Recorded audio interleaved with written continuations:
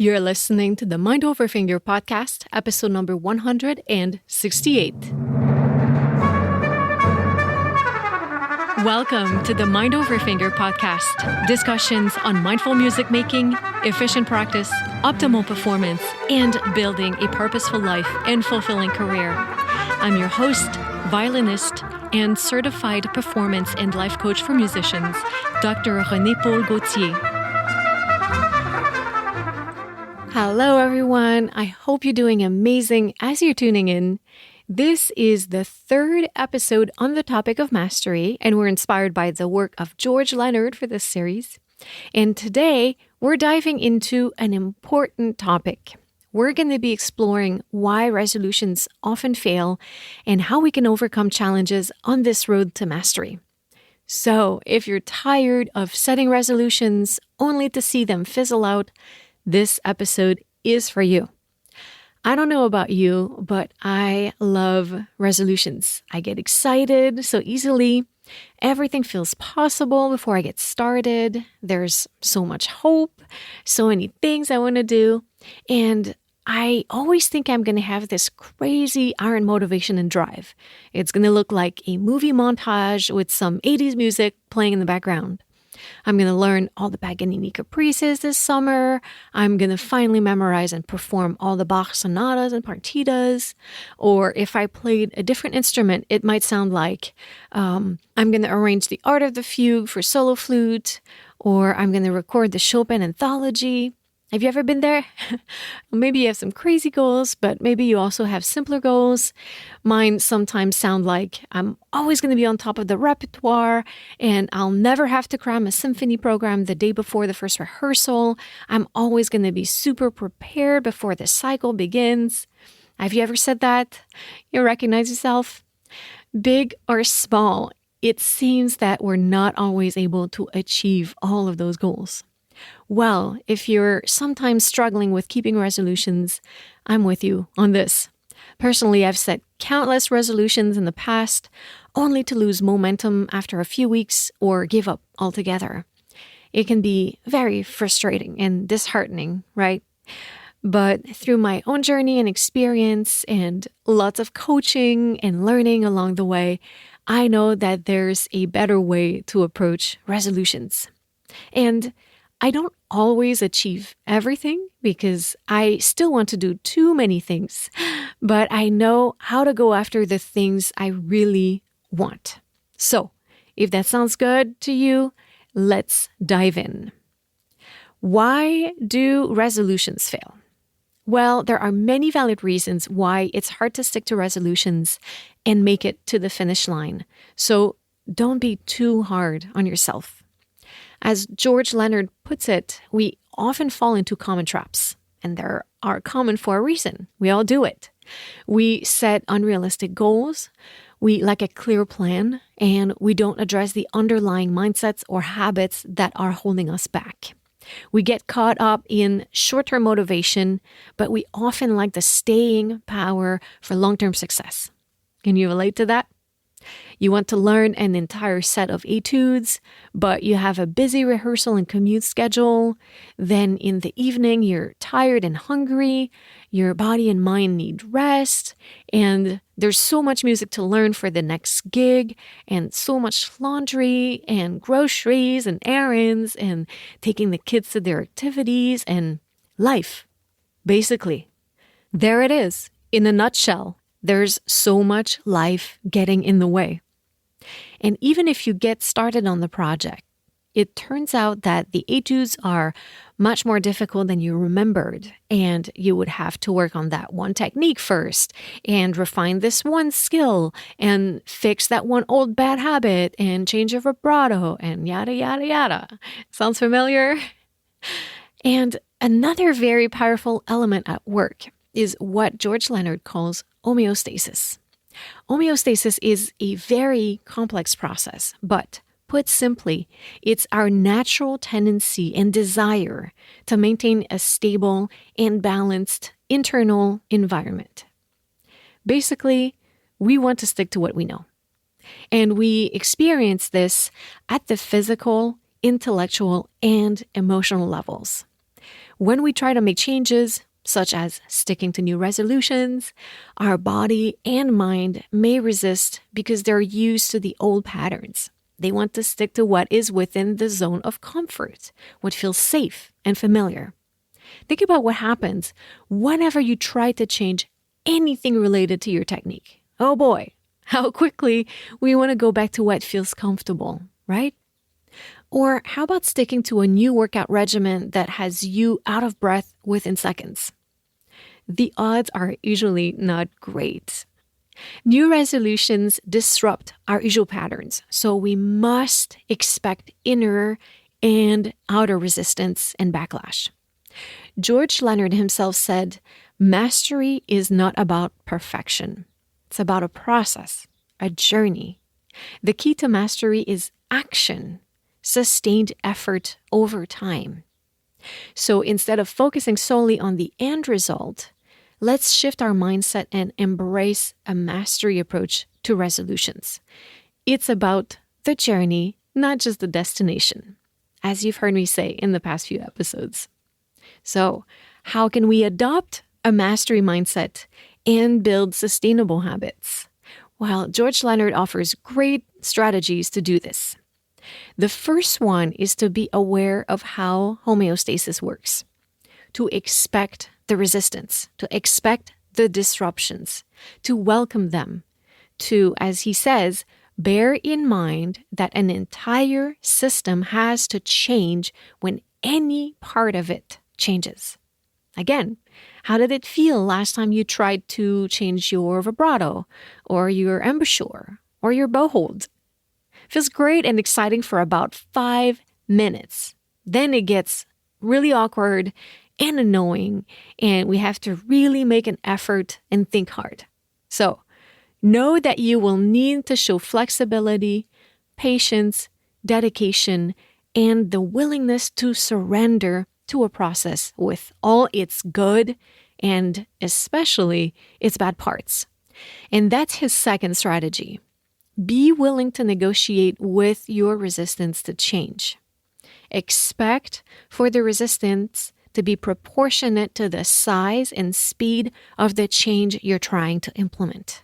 Whoa, how powerful is that? Let me read it again because this is very important. Expect for the resistance to be proportionate to the size and speed of the change you're trying to implement. So be willing to take one step back for each 2 steps forward when you're building a new habit or learning something new. Stay determined and stay mindful. Be aware of how and where the resistance shows up and negotiate patiently with it. Honor it, respect it, but don't give into it. Something that will help you with this is Leonard's third strategy. It's to develop a support system. Find people on a similar path as you that will fuel your inspiration and your grit. Enlist moral and logistical support. Get support with the chores at home, hire a coach, ask for help, join a group, find your people. And if you need help with that, I have a complete cheerleading squad waiting to love and support you through any goal. So stay tuned at the end of the episode, and I'll share with you how to join this group of super motivated and supportive musicians ready to lift you up to new heights. Now, Leonard's fourth recommendation is about being consistent with your practice. As musicians, I don't need to convince you of the importance of a consistent practice regimen, but I will invite you to examine your current approach and see if it matches your future goals or if it perhaps might be stuck in the past, in old habits, frozen in familiar patterns. So get curious and creative. Finally, the last strategy Leonard offers is about, of course, putting emphasis on the process itself, the mastery path, about shifting, as I said earlier, your focus from instant results to continuous learning, practice, patience. and staying committed despite challenges. It's about the journey, not the destination. But you know this because I've been hammering it in for 2 episodes already. So let's leave this there and allow me to now add a few recommendations of my own. Number 1 is to set realistic goals. One of the biggest killers of result is what I call the grandiose resolution. That big thing that lights you up before it burns you. And it's not that you're not capable of grandiose things, of course, but it's that people underestimate how much work will be required and how quickly the motivation will fade in the face of effort. So instead of setting lofty resolutions that may be overwhelming, still dream big, but break the steps into smaller, achievable goals. This way you can track your progress and stay motivated. Number 2, build sustainable habits. Identify the healthy habits that align with your resolutions and commit to consistent practice. And I'm not just talking about practicing habits here. What life habits would support you physically, mentally, and emotionally? And nurture your most valuable asset, yourself. Attend to all your needs. Be demanding with yourself, of course. Consistency is key to success, and a little side of grit goes a long way.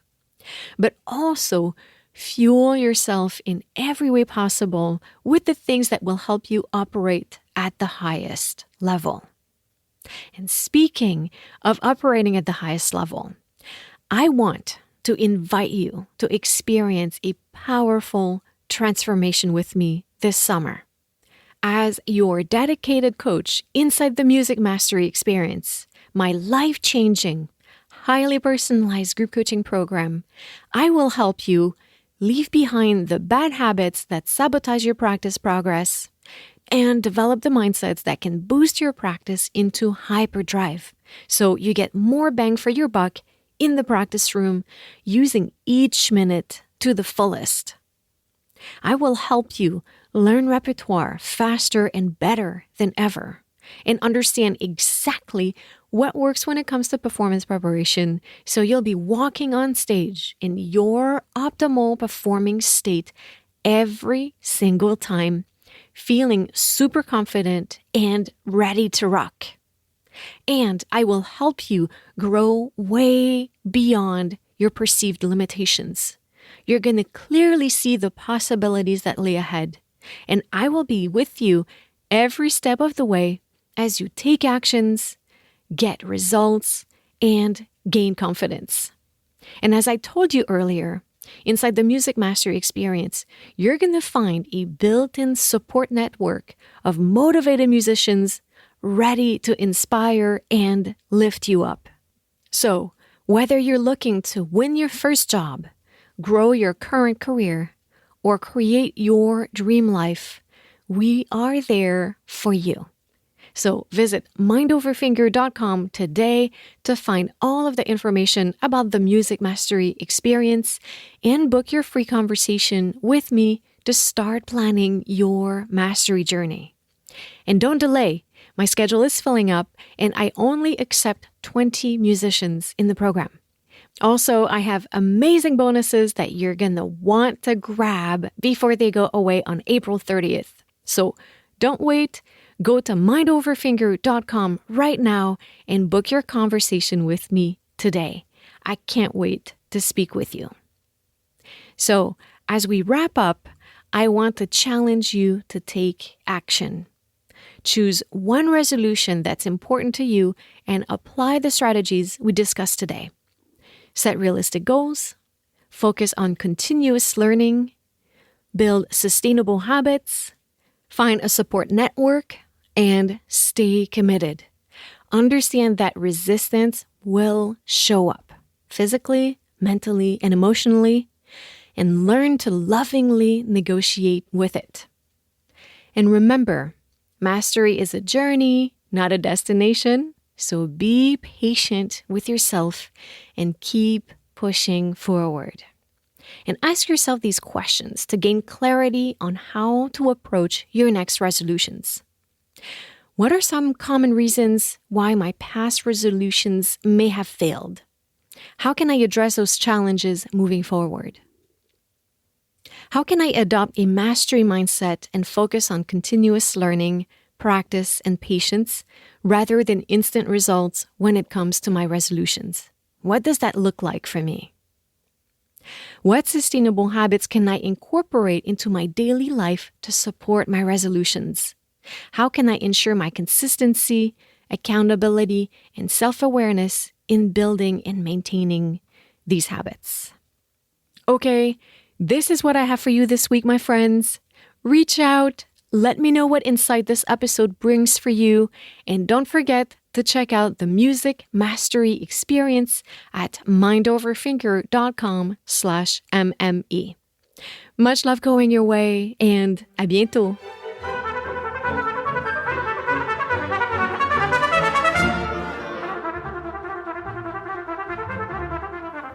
Thank you guys so much for listening. I hope you enjoyed this episode of the Mind Over Finger podcast.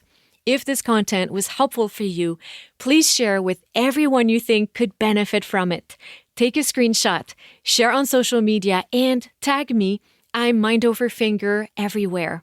So reach out, send me a DM, and let me know how this content helped you.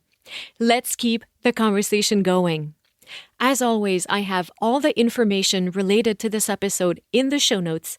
You can find them via your podcast app or by visiting mindoverfinger.com, where you can also find more free resources on efficient practice and performance preparation, links to sign up to my free workshops, and information on how to work with me.